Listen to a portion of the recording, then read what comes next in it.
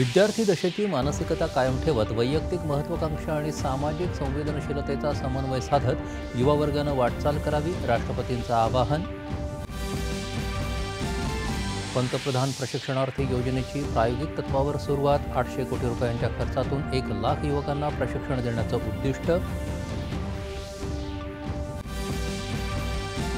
कैद्यांसाठीची नियमावली जातीभेद करणारी असल्याचं सांगत या नियमावलीत तात्काळ सुधारणा करण्याचे सर्वोच्च न्यायालयाचे राज्य आणि केंद्रशासित प्रदेशांना निर्देश. लेबनॉनमधल्या संघर्षात संयुक्त राष्ट्रांच्या शांतता सैन्याद्वारे मानवतावादी कार्य करणाऱ्या भारतासह इतर देशांच्या सैन्याची UN महासचिवांकडून प्रशंसा. इस्रायलच्या सुरक्षेसाठी अमेरिका वचनबद्ध असल्याचा पुनरुच्चार करत इराणवर आणखी प्रतिबंध लावण्याचं अमेरिकेचे अध्यक्ष जो बायडन यांचं सूतोवाच. पश्चिम आशियातला तणाव आणि अनिश्चिततेमुळे मुंबई शेअर बाजारात तब्बल 1769 अंकांची घसरण. निफ्टीही कोसळला.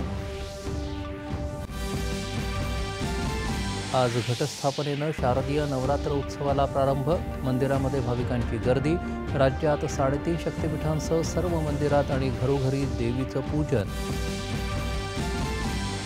बदलापूर घटनेप्रकरणी अटकेत असलेले शिक्षण संस्थेचे अध्यक्ष आणि सचिवांना जामीन मंजूर. दुसऱ्या गुन्ह्याप्रकरणी अटक करण्याची परवानगी. आणि ICC महिला T20 विश्वचषक स्पर्धेला आजपासून शारजा इथं सुरुवात. भारताचा पहिला सामना उद्या न्यूझीलंडशी.